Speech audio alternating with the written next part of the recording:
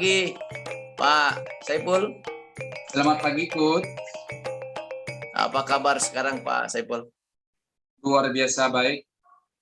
Baik ya, oke. Lagi sibuk apa ini? Hari ini lagi sibuk menghadapi ujian tengah semester.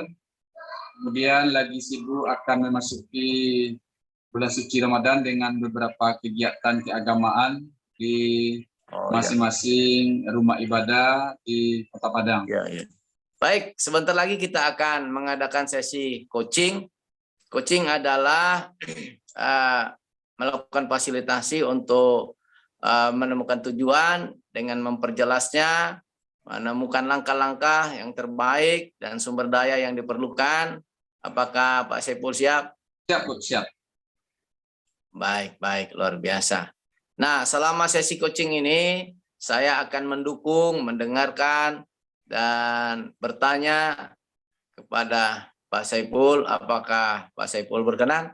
Berkenan, sangat berkenan sekali, Kut. Nah, saya akan berkomitmen juga untuk selalu memperhatikan Pak Saiful dan mendengarkan apa yang akan disampaikan oleh Pak Saiful. Apakah Pak Saiful oke? Oke.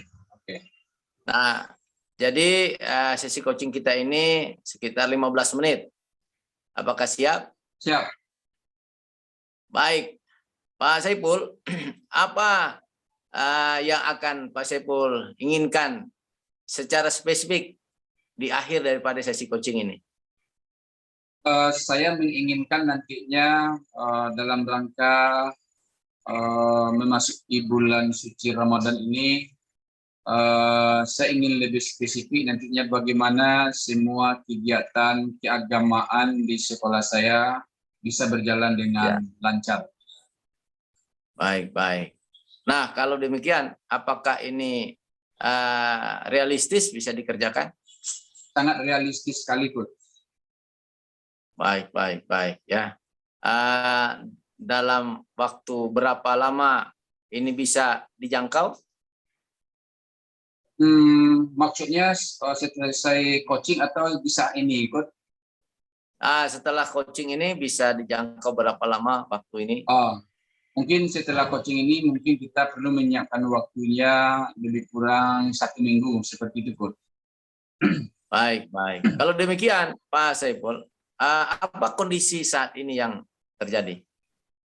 Kondisi saat ini yang terjadi, yang pertama kita lagi mempersiapkan karena memang pelaksanaan kegiatan keagamaan di sekolah saya itu dilaksanakan setiap tahun.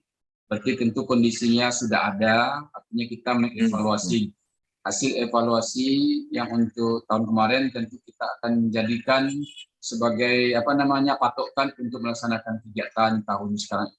Di mana yang kurang nantinya itulah yang akan kita benahi untuk pelaksanaan keagamaan tahun sekarang. Seperti itu, Bud. Oh, baik. Jadi ini hanya melanjuti daripada kegiatan yang sempat terhenti kegiatan tersebut ya? Bukan terhenti, Bud, karena kegiatan keagamaan itu setiap tahun dilaksanakan di Kota Padang. Jadi artinya kondisi saat ini adalah bagaimana hasil evaluasi tahun yang kemarin itulah yang menjadi patokan untuk kita melaksanakan kegiatan tahun sekarang ini. Seperti itu, Bud. Dari situ kira-kira ada penyebab lain bisa maksimalnya hasil yang akan didapatkan nanti? Oh ya, hasil maksimal yang kita harapkan dari kegiatan ini, yang pertama bagaimana semua siswa di sekolah kita ini tentunya mengacu kepada pendidikan nasional beriman dan bertakwa. Tentunya endingnya adalah menciptakan siswa yang berkarakter dan taat melaksanakan agamanya masing-masing. Seperti itu, Gus. Baik.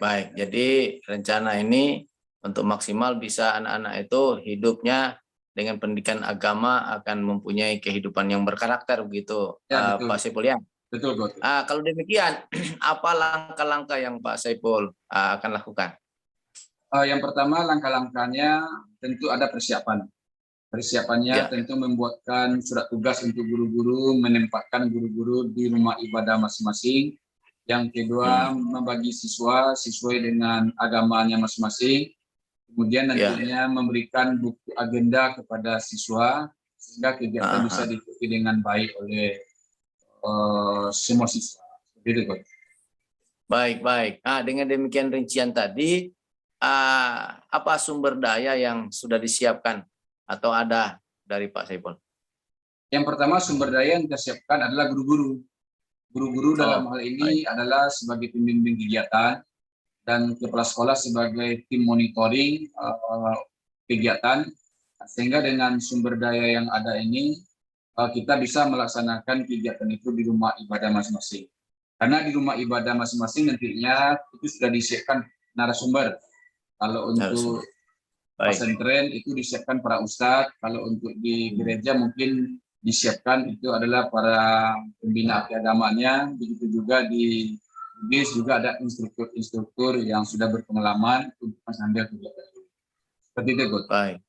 Oh, baik. Jadi semua agama sudah disiapkan narasumber yang berkompeten untuk memberikan pencerahan atau penceramah buat anak-anak gitu, Pak Saiful ya? Ya, betul. Baik, kalau demikian, ketika ini nanti dilaksanakan dan berhasil, apa dampak yang Pak Saiful akan rasakan atau anak-anak dirasakan? Dampak yang kita rasakan tentu sesuai dengan visi sekolah kita, menciptakan siswa yang berkarakter. Nah, dan ini akan menjadi suatu kepuasan bagi keluarga besar sekolah saya apabila siswanya sudah berkarakter. Yang kedua, dampak yang yang diterima oleh guru, tentu guru itu akan merasa enak, nyaman, tenang dalam mendidik anak-anaknya karena memang dia sudah ditimpa lebih kurang 1 bulan untuk kegiatan keagamaan. Seperti itu, Coach. Baik, luar biasa ya. Nah, kalau demikian, apa kekuatan yang ada sekarang atau yang perlu dimiliki menurut Pak Saiful untuk ini bisa terlaksana? Karena ini kegiatan keagamaan, tentu kekuatan yang harus dimiliki oleh guru tentu iman dan takwanya. Kesadaran untuk mendidik, membina anak-anak agar beragama dengan baik. Kekuatan itu adalah berasal dari dalam diri guru sendiri adalah keikhlasan, seperti itu. Baik. Jadi ada satu keikhlasan, itu ada satu kekuatan dan mau belajar untuk menumbuhkan imannya, begitu Pak Saiful ya? Betul. Baik. Nah, yang berikutnya apa menurut Pak Saiful kelemahan diri yang perlu diperkuat? Nah, kelemahan yang perlu diperkuat, yang pertama tentu guru-guru itu harus membekali juga ilmu agamanya, karena kita tahu tidak semua guru itu memiliki background ilmu agama seperti itu. Karena kalau yang namanya pembinaan keagamaan tentu sedikitnya guru-guru harus tahulah dasar-dasar tentang keagamaan, karena nanti dia akan membimbing anak-anaknya di rumah ibadah masing-masing. Seperti itu, Coach. Baik. Jadi yang perlu dikuatkan adalah ilmu guru-guru yang notabene tidak linear dalam pelajaran ilmu agamanya, maka itu perlu diperkuat gitu ya, Pak Saiful ya. Baik. Nah, kalau demikian apa saja peluang atau dukungan eksternal yang tersedia yang mempermudah mencapai tujuan tersebut, Pak Saiful? Yang pertama, dukungan atau yang mempermudah langkah-langkah itu adalah karena guru-guru itu selama kegiatan ibadah itu dia berada di rumah masing-masing, artinya dia membimbing anak-anaknya adalah di rumah ibadah tempat tinggalnya. Berarti guru tidak di sekolah. Berarti guru itu memiliki waktu yang cukup untuk membimbing anak-anaknya di rumah ibadah masing-masing. Berarti guru tidak disekolahkan, berarti guru dirumahkan, tapi dengan catatan dipindah tugaskan dari sekolah di rumah ibadah masing-masing. Kalau Muslim, dia membimbingnya di masjid tempat tinggalnya. Kalau di Nasrani tentu dia membimbing di gereja masing-masing, juga di Buddha di wihara tempat dia berada. Seperti itu, Bud. Baik. Berarti mereka dipermudah, tidak disuruh untuk acara di sekolah, tapi bisa diberikan tempat atau keleluasaan tuh di rumah atau di rumah tempat ibadah gitu kok Pak Saiful ya. Betul, Pak, betul. Baik.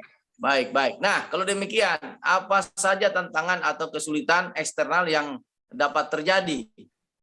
Nah, karena memang guru berada di tempat tinggalnya, tentu pengawasan, tentu kita dalam hal ini tentu kita berpositif thinking kepada guru-guru kita bahwa dia sudah berada di rumah ibadah masing-masing.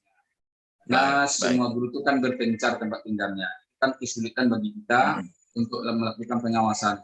Tapi saya yakin dan percaya dengan modal keikhlasan tadi itu, guru-guru kan sekalian dia beribadah juga sebenarnya. Memperdalam ilmu agamanya di ibadahnya masing-masing. Seperti itu, Bu. Baik. Oke, bagus sekali. Dan apa strategi yang akan dipakai untuk memperbesar dukungan eksternal, Pak Saiful? Nah, strategi yang dipakai biasanya saya setiap 1 kali seminggu itu guru-guru yang tidak ke sekolah yang membimbing anak-anaknya di rumah ibadah masing-masing itu sekali seminggu itu dia melaporkan kegiatannya ke sekolah. Karena hari Jumat itu biasanya tidak melaksanakan kegiatan, diliburkan di rumah ibadah masing-masing, tapi dia ke sekolah. Nah, di saat dia di sekolah itu dia akan melaporkan kegiatan yang dilaksanakannya, bisa saja agendanya, bisa saja berupa absensinya. Dengan demikian itu kan minimalisir hambatan yang kita hadapi sebenarnya. Baik. Nah, kalau demikian tambahannya apa saja strategi yang akan dipakai untuk memperkecil kesulitan dari eksternal selain itu? Karena memang karena kita sekolah swasta, mungkin strateginya adalah kehadiran itu kan menentukan juga nanti pembayaran salarinya seperti itu. Mungkin dengan absensi dia kan bisa jika tidak hadir itu kan menjadi menjadi catatan khusus pula bagi manajemen sekolah. Seperti itu. Baik. Kita sudah hampir mengakhiri daripada sesi coaching ini, Pak Saiful. Apa kesimpulan yang dapat Pak Saiful ambil dari sesi coaching ini? Kesimpulan yang dapat saya ambil dari sesi coaching ini adalah yang pertama, saya dapat mengungkapkan, dapat mencatat, dapat membuat action plan setelah coaching. Karena ada hal-hal yang baru yang saya temui selama pelaksanaan coaching. Tentunya dari pertanyaan-pertanyaan yang disampaikan oleh coach yang sangat hebat ini, tentu akan menambah adrenalin saya untuk berpikir. Seperti itu, coach.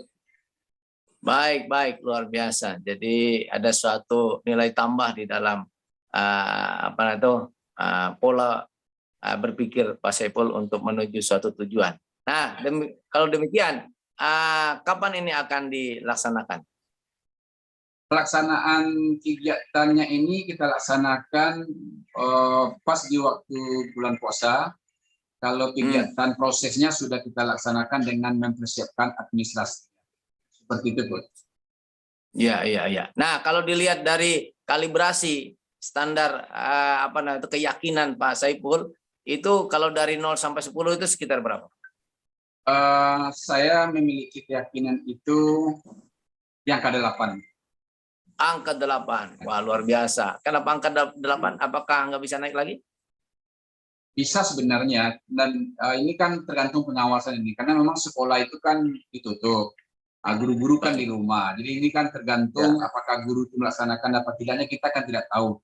Yang jelas kita memberikan tugas kepada guru-guru itu di rumah ibadah. Nah, jadi ini kan 2%-nya atau 20%-nya itu kan berada di rumah sebenarnya. Makanya saya letakkan yang 80%. Seperti itu, Coach. Oke. Iya, baik Pak Saiful. Sesi coaching kita sudah berakhir. Saya ucapkan terima kasih. Mudah-mudahan dari sesi coaching ini sungguh bermanfaat baik buat Pak Saiful dan buat saya atau siapapun yang akan menyimak menonton video ini. Dan terima kasih sekali lagi. Saya sampaikan salam damai sejahtera bagi kita semua. Terima kasih. Terima kasih.